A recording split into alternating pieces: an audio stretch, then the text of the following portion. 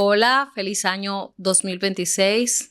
Gracias por la sintonía en nuestro podcast del día de hoy. Quien les habla, la doctora Ana Vázquez, junto a la doctora Gretchen Soriano, la doctora Rocío Madera y la doctora Patricia Germán. En el día de hoy vamos a hablar de la historia de la radiología de una manera poco convencional. Bueno, vamos a contextualizar un poco lo que se vivía en aquella época. Estamos hablando de que acabábamos de estar en medio de lo que es la revolución industrial. Estábamos pasando de los coches con caballos a los carros con motor. Las personas en esa época practicaban mucho lo que era el espiritismo, la hipnosis, las curaciones, todas esas cosas. Eso era una cosa maravillosa. Y en medio de todo esto está nuestra querida historia. Entonces, vamos a remontarnos al año 1895, Alemania. Hay un físico llamado Wilhelm Conrad Röntgen que está trabajando de manera solitaria en su laboratorio. Él está trabajando con tubos eléctricos, luces tenues, todo cubierto cuidadosamente. Nada fuera de lo normal. Hasta que de repente algo sucede. Al otro lado del laboratorio comienza una pantalla a brillar. Un brillo que no debería estar ahí. Él se detiene, apaga el equipo, vuelve y lo enciende. Nuevamente aparece la luz. Qué extraño, no habían cables, no hay luz directa, todo estaba tapado. Y aún así, esa energía invisible atravesaba los elementos o las estructuras como si fuera humo. Yo creo que en ese momento cualquier persona sensata hubiese salido corriendo. Sí. Pero él se quedó. No solo se quedó, sino que se acercó y comenzó a interponer estructuras distintas. Libros, madera, cartones, y persistía la luz brillante del otro lado. Entonces hizo algo que cualquiera de nosotros en este momento pensaríamos, este tipo está loco. Y puso su propia mano. Y lo que vio, lo dejó helado, sin palabras, seco, como diríamos ahora. El tipo se frizó. No era su piel, no era su carne. Estaba viendo sus propios huesos. Su mano por dentro. En silencio absoluto, él entiende en ese momento que había descubierto algo que él mismo desconocía. Días más tarde, se lo comenta a su esposa, Berta. ¿Verdad? Doña Berta. A doña Berta. Y le pide que confíe en él, que ponga su mano. Ella, por supuesto, confía, coloca su mano y lo que ve son sus huesos y su anillo. Prueba irrefutable de lo que ya él había visto. Ella lo mira y dice una frase que queda para la historia. He visto mi propia muerte. En ese momento, Röntgen no sabía lo que era la radiación. No sabía de dónde venía ni cómo se producía. Por eso simplemente la denominó X, como se denominan las cosas que no tienen nombre, las cosas que desconocemos. Lo que empezó como una noche solitaria ha revolucionado la medicina, la ciencia y la forma de ver el cuerpo humano. Sin bisturí, sin sangre, sin cirugías. Sin ninguna intervención. Solo con una luz invisible. Pero no solo eso, sino que ese momento marcó la primera radiografía de la historia. O sea, de asumir una patología que tenía un paciente, tú tenías una herramienta que te permitía ver por dentro sin tener que intervenir ningún área del paciente. E inmediatamente eso comenzó a utilizarse porque fue a finales de 1895 y ya a partir del 1896 comenzaron a hacerse radiografías para diferentes cosas, para ubicar fracturas, para evaluaciones pulmonares, para balas, para la localización de balas en las heridas de algunas personas. Lo único es que no se utilizaron con las medidas de protección radiológica, por ende, se desconocía que los rayos X causaban efectos peligrosos cuando se realizaban sin los controles adecuados. Entonces hubo personas con quemaduras, con cáncer, con pérdida de miembros del cuerpo por la exposición continua e irregular. De hecho, en la Primera Guerra Mundial, la utilización de los rayos X fue sumamente utilizada y fue donde más se potenció porque en las heridas de balas pudieron localizar los proyectiles en los pacientes y, o sea, saber cuál era el abordaje que se le iba a dar. Y a partir de ahí, cuando empezaron a darse cuenta de cuáles eran las irregularidades que ocurrían luego de la utilización de los rayos X, fue que surgieron las medidas de protección radiológica. Aparte, o sea, basándose en los errores que anteriormente se estaban ocurriendo por la mala utilización. Y no solamente el tema de que no se usaba ninguna protección radiológica, también estaba el tema de cuánto tú tenías que durar exponiéndote para que saliera. Ay, sí. Y repetirla. Porque era un sistema de tirar la imagen y ver si quedó bien. Si quedó mal o no vimos lo que era, había que repetirla. Es que no existían parámetros. En ese momento los parámetros no estaban y las exposiciones no era de que tome aire, aguántelo. No respire. No respire. No, eran de 5 minutos, 10 minutos. O sea, no era algo tan... Sí. No, y el boom fue tan grande que esto se volvió tendencia. Señores, eran virales los rayos X. En las ferias, los rayos X se volvieron virales. Y la gente iba a hacerse radiografías para ver sus huesos. Era como lo que estaba de moda. Obviamente, bajo el amparo de la ignorancia, del daño que se estaban autoinfligiendo. Y lo que la gente pensaba. O sea, por las mismas creencias que yo tenía de que en el espiritismo y eso, yo pensaba que iban a verle los pensamientos al marido, de qué es lo que había en esa cabeza. Claro, ojalá. De que si se le inventan muerto, así como dijo Berta, he visto la muerte porque estaba viendo los huesitos. Entonces, ellos pensaron que estaban trascendiendo a otro plano espiritual o algo así. Esa era incluso, óyeme, eso era como tú hacer una mesita. Es como tú ibas a IKEA y compras todas las piezas y armas tu mueble. Bueno, aquí iban a la ferretería, compraban un tubo al vacío, un generador de electricidad.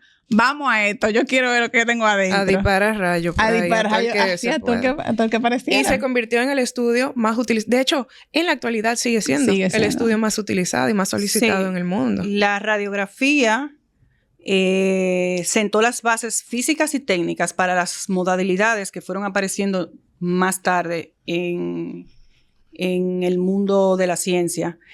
Y siglos después sigue siendo el estudio más solicitado a nivel mundial. Eso es así, eso es correcto. Ok. Luego de los rayos X, que es la modalidad, la base, entramos con la modalidad de la fluoroscopía. La fluoroscopía no es más que los rayos X, pero tenemos movimiento. Tenemos movimiento porque mientras tú estás disparando, ahí tú puedes valorar la dinámica del sistema que tú quieres evaluar. ¿Qué estudios hacen con fluoroscopía? Por ejemplo, la serie gastroduodenal, el estudio esófago varitado.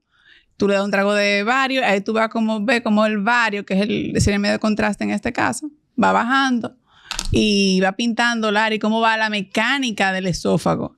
Asimismo también podemos ver movimientos articulares. Se utiliza, ella fue la que dio pie, vamos a decir, a lo que va a ser la radiología intervencionista más adelante, ya sea para hacer mielografías, ya sea para hacer cateterismo, cualquier tipo de estudio donde nos auxiliemos de esta modalidad. También está la sonografía, que empezó en el 1955. Utiliza ondas sonoras, no utiliza radiación. Lo repito otra vez, no utiliza radiación.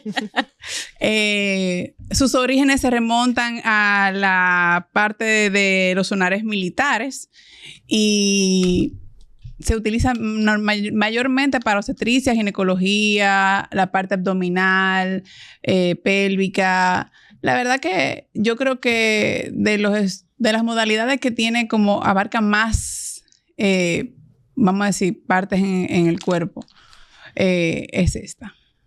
Muy utilizada en ginecología. Obstetricia y ginecología. En la parte de obstetricia. En todas partes, porque es bueno, bonito y barato. Sí. Es repetible, portátil. Señores, ahora usted agarra, se compra un transductor y usted lo conecta al celular y ahí usted empieza.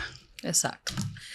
También tenemos otra modalidad de las nuevas que salieron luego de la sonografía y los rayos X convencionales, que fue la tomografía. Ya en el 1970 ya teníamos, gracias a Dios, el inicio de la tecnología, como es la formación de la computadora. Entonces se crea la tomografía computarizada. Esto vino a subyugar un problema que existía con el rayos X convencional, que es la superposición de imagen. Uh-huh. Como la radiografía es un estudio bidimensional, las imágenes se suelen superponer, pero con la tomografía se subsanó eso. Entonces teníamos un estudio moderno, un estudio en ese entonces, obviamente, claro, un estudio innovador, que permitía ver tumores, un estudio que permitía ver fracturas, un estudio que permitía ver el encéfalo y todas las afecciones que en él... Hemorragias. Exactamente, hemorragias recientes y cosas que de manera habitual con los estudios convencionales no se podía valorar. Uh-huh. Llegó a discriminar. El poder dividir las estructuras de cómo se ven exactamente, milimétricamente, cambió todos los diagnósticos. Es más preciso. Al igual que la resonancia magnética, que vino en finales del 1970 y en la década de los 80, que a diferencia de las anteriores ya mencionadas, esta no utiliza radiaciones ionizantes, utiliza campos magnéticos y también ondas de radiofrecuencia. Y esto también revolucionó porque permitió distinguir de manera diferente las patologías y las estructuras de la anatomía normal. ¿Por qué? Porque tiene fortalezas en los tejidos blandos, en la parte articular y en las paredes de las estructuras. Es importantísimo en la parte de neuroradiología para valorar médula espinal, músculos, ligamentos, y amplió muchísimo porque es un estudio que es sumamente seguro ya que no utiliza radiaciones y es muy preciso en la valoración de los diagnósticos. Sí. Otra modalidad que se utiliza mucho hoy en día es la medicina nuclear. La medicina nuclear tiene la bondad de que no solamente nos muestra la anatomía, sino que nos muestra a través de la utilización de radiofármacos la función de los órganos. Entonces nos permite evaluar metabolismo, perfusión, actividad tumoral. Llevando la radiología a un punto de solamente ver estructuras a entender procesos biológicos. Uh-huh. También tenemos lo que es la inteligencia artificial en la actualidad, que ha venido a ser un boom. Ya todo el mundo con el ChatGPT y todo lo demás.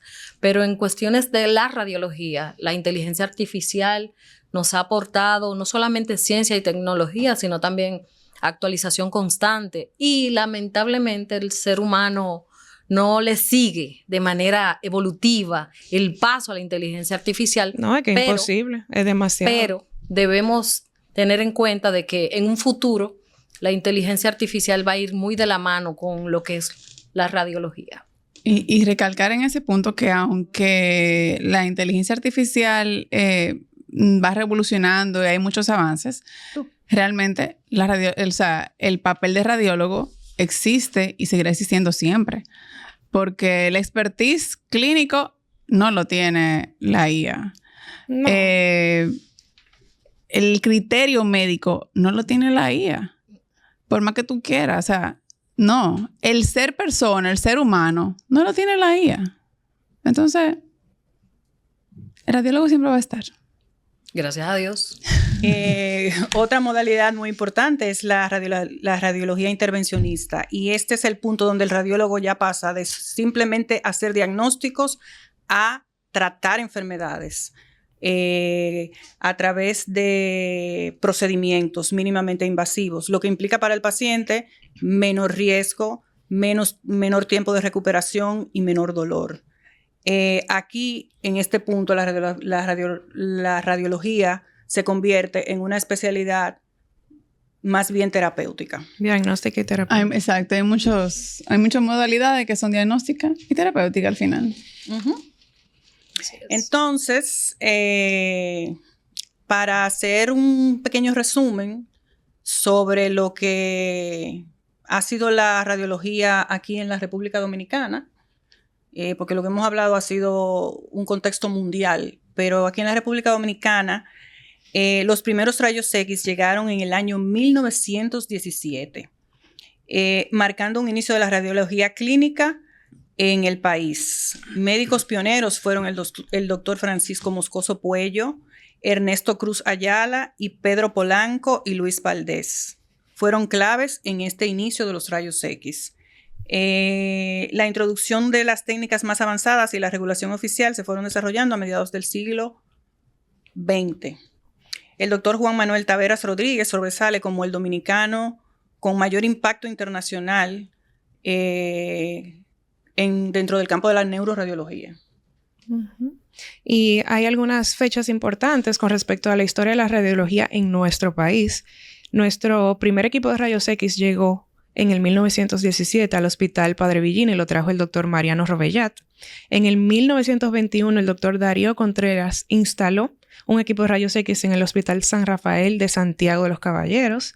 En el 1926, Pedro Polanco inicia su práctica de radiología en el Hospital Antituberculoso Dr. Matos. 1928, Abel González recibe adiestramiento en la Universidad de París y regresa al país en el 1929 ejerciendo radiología en Santiago, La Vega y Santo Domingo. Para el 1934, el doctor José Soba Martínez realiza estudios de radiología, radioterapia y comienza a ejercer en el país. El doctor Payewonsky inició la aplicación de los rayos X de mediana energía para el tratamiento de tumores malignos. En el 1952, el doctor Garibaldi Campaña se convierte en el primer médico radiólogo en recibir certificación de especialista en radiología por el American Board of Radiology. Y en el 1975 se funda la Sociedad Dominicana de Radiología. Importante también mencionar la reconocida doctora Zoraida García, primera mujer radióloga graduada en 1975, la señora Marcelina Agüero, primera técnico en incursionar en el área de rayos X e imágenes médicas. En el 1980 llega el primer tomógrafo multicorte traído por el doctor José Miguel Paliza. Y luego, sucesivamente, el doctor Juan Manuel Taveras trajo un equipo a CEDIMAT. De 1981 a 2021, y hasta la fecha, siguen los desarrollos, los equipos nuevos, los nuevos especialistas que cada vez son más que están incursionando en el área de radiología. ¿Sabes qué? Sería bueno hacer una pequeña mención de que la radiología va muy de la mano con muchos ortopedas que en este país ejercieron en esos años, claro, en donde la radiología iba de la mano, porque, claro, se utiliza para muchas cosas. Ahora bien, la radiología en el área ortopédica es imprescindible. Claro. Y en ese entonces era muy utilizada. No, y el doctor Darío Contreras fue uno de los pioneros en el área de los técnicos, sobre todo. Uh-huh. Sí. Porque realmente es una especialidad nueva en comparación con las demás especialidades. Radiología al principio no era únicamente de nosotros los médicos radiólogos, sino que otras especialidades incursionaban y se especializaban en el área de radiología. Que no era una especialidad como tal. Que no era una especialidad. Estamos hablando de que cuando Wilhelm Röntgen descubre esto, que no le puso nombre porque no sabía lo que estaba encontrando. O sea, estamos hablando de que fue un serendipity ahí. O sea, cuando se dan cuenta de lo imprescindible que se vuelve, porque, óyeme, eso como el celular, hasta que no lo tuvimos no sabíamos lo importante que era un celular para nosotros. Entonces, básicamente, fue tan imprescindible y necesaria que se hizo ya una especialidad dentro de la medicina. Uh-huh. Y como lo utilizaron de manera tan rápida. Y ustedes saben, un datito curioso. Wilhelm Röntgen nunca lo patentizó. Él simplemente lo descubrió y lo donó para hacer un bien a la humanidad. Exacto. Entonces, imagínense. Pero tú sabes... Perdió unos chelitos. Era un tipo buena gente. Tú sabes otro dato interesante también. Los cheles. Que había otra persona en el otro lado del mundo que estaba manoseando rayos X y no lo sabía. Uh-huh. Que era otro personaje muy importante y relevante dentro de lo que es la radiología, que es Nicolás Tesla. Es así. Maravilloso. Tú sabes que Nicolás... Ser incomprendido. Ay, no, señores.